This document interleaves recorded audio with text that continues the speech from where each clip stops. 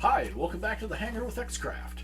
And we just finished up our 132nd Trumpeter TBD Devastator build. This animal right here. Okay?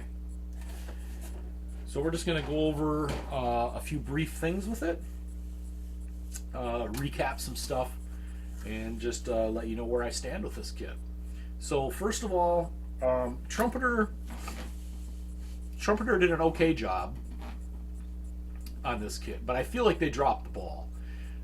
There's some things in this kit that to me are just foolish, and I don't feel like they did their research very well. I built some Trumpeter kits. I'm not bashing Trumpeter. I built some kits from them, and they've been really good. I can't complain a whole lot. But this one being a brand new tool kit and new to the market, I had really high hopes for it. I read some reviews, and those reviews pointed out some things, and I decided, well, I think I just want to find out for myself. And those reviews that I had read about this kit were spot on. So I'm going to recap what I ran into with this. And first off, the most glaring issue is the windshield. So if you remember, there were 2 extra bars in the construction video. You could see that. There were 2 extra frameworks. They were right in the front of the windshield. They would have been right in view for the pilot. It would have been right in the middle, just right in front of his face.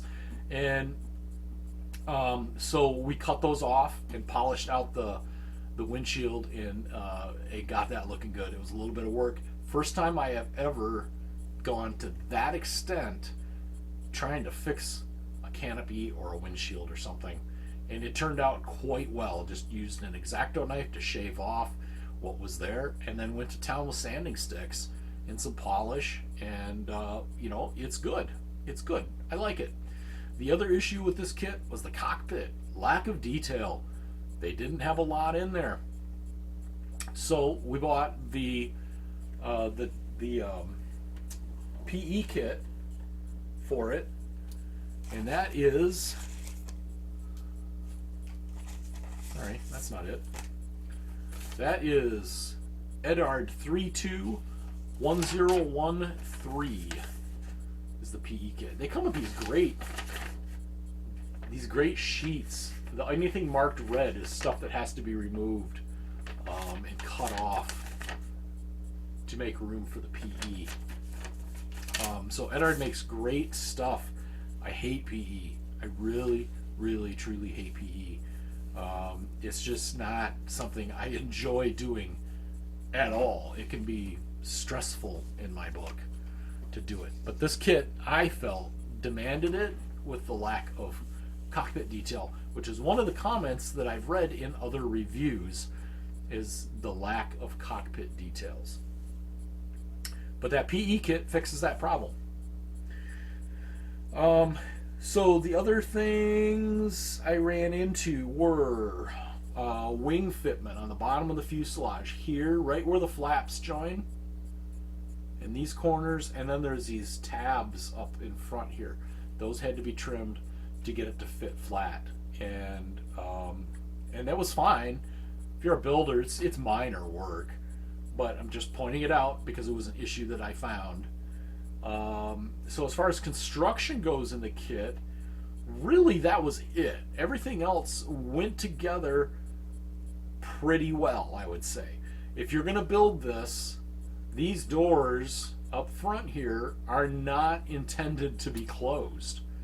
The kit builds them open, and that is your option. If you're going to try to make these closed, they're going to need modifications. With them open, you have to make sure to paint the underside of the cockpit floor before you install the cockpit. I didn't realize this until after I did all the unmasking, and I pulled the masks off down here, and I could see the bare gray plastic floor. disappointed I was, yes. I was able to get a brush in to do half of it. And back here underneath the glass, you can't get to it. It's not possible without removing that glass somehow, and I'm not going to attempt to do it. You would probably destroy the model. It would look worse trying to fix it than to just leave it alone.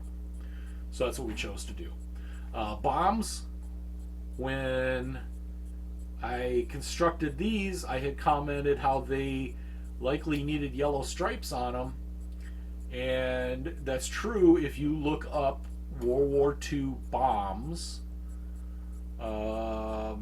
And like every one I found had stripes, had the yellow stripes. So I went back though before I glued these on the airplane, and I searched World War II aircraft carrier bombs, and guess what? I found multiple photographs without any yellow rings painted on them. So that's right. I just went back and I thinned out these propellers that are on the nose, on the detonators up front. I thinned those out a little bit because they're really chunky, and they're really still too chunky to be scale, but they look better than they did. So we shaved those down a little bit. I did go for open flaps, where on the deck of a ship, closed would be more scale, more accurate. However, the flaps, the closed flap versions, do not fit very well. And I was thinking about switching and going with closed flaps after the fact. However, if you're going to do that, you need to do it before you do all your finish work, because things are going to have to be trimmed to get them to fit really flush with the wing. If I just put them on the way they were, and then if you were to scale it up, the flap would protrude below the wing like this far, if it was scaled up, that is. Completely unrealistic. So if you're going to choose closed flaps, choose it early on, get them fitted. So I went ahead and went with open flaps for that reason. Don't glue on, if you're going to go with open flaps, don't glue those on until the end. I broke one of them off. It turns out they're pretty fragile. Don't glue in your pitot tube, these doors, bombs, antennas. Don't glue any of that stuff on. And this is for new modelers that haven't done this stuff very much. All those little doodads are going to get broken off during your construction. So wait until the very, very end. I wait until after I'm done painting, and then I'll install that stuff. And you end up with a really nice finish. Landing gear went together exceptionally easy. There's nothing to it, just the landing gear legs and a brace in the tire, and that's all. But they look pretty good. It's got a nice little landing light up here. Okay. And also, Trumpeter makes no mention, and I do mean no mention, zero, of installing the pilot's canopy. This canopy needs to set at this funky angle like that, and there are zero mentions, zero provisions on how to do this. You just got to figure it out on your own. And literally all I did was the tiniest drop of super glue on the back corners, and that is all that is holding that canopy in place, because there's no means to attach it. Building it closed would be a whole lot easier, there's no doubt about it, but it doesn't have the character, and it doesn't look nearly as good either. So that was that's another thing I would call out on this kit, is lack of any information on installing that frame. So that is, as far as the kit goes, pretty much it. No real major construction problems at all. These are the decals I got for it. Yellow Wings decals. I found these on Squadron. There's enough in here to build another one. I probably won't ever use them because I don't do 30-second scale, and I definitely will not build this model again. I just know for a fact there are some models I'll build and they'll say, oh man, that was a really, really good one. I'll build that one again. This one is not on that list. It's an okay kit. But again, Trumpeter, I feel like Trumpeter dropped the ball on it, and they could have done a whole lot better for a brand new toolkit. So decals. This left me with an entire sheet that came with the kit. This was cut out. This is the fuselage stripe, and this is one of the wing walks. And I just use those for templates for masking purposes. That's the only reason why they've been cut out. Early on in the build, when we were doing the canopy, I was ripping on these masks. And yeah, you cannot use, sorry, I'll use the other finger.